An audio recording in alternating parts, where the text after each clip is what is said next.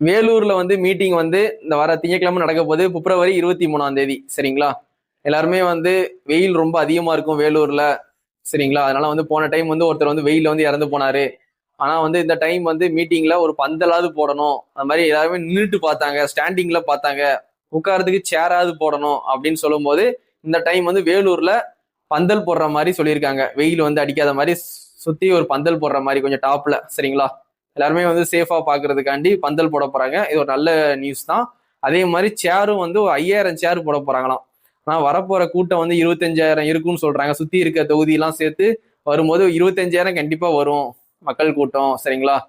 அதனால வந்து போட்டா 25,000 சேர் போடணும், இல்லாட்டி போடவே கூடாது. 5000 சேர் மட்டும் போட்டீங்கன்னா சேருக்காண்டி அடிச்சுக்கிட்டு இருப்பாங்க.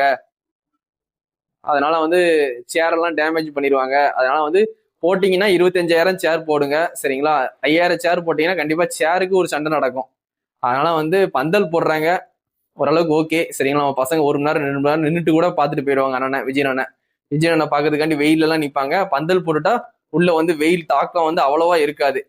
அதனால வந்து பந்தல் போடுறதே ஒரு நல்ல விஷயம் தான். சேர் இன்னும் கொஞ்சம் அதிகமா போடணும்.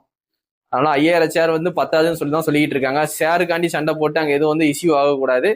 அதனால வந்து வேலூர் மீட்டிங் கண்டிப்பா எல்லாருமே சேஃபா போயிட்டு சேஃபா வாங்க. அங்க உள்ள மக்கள் வெளியூர்ல இருந்து பாக்குறவங்க எல்லாருமே வந்து யூடியூப்ல, நியூஸ்ல, டிவில பாருங்க. சரிங்களா? வேலூர் மீட்டிங்ல அண்ணன் என்ன பேசுறாங்கன்னு வெயிட் பண்ணி பார்ப்போம்.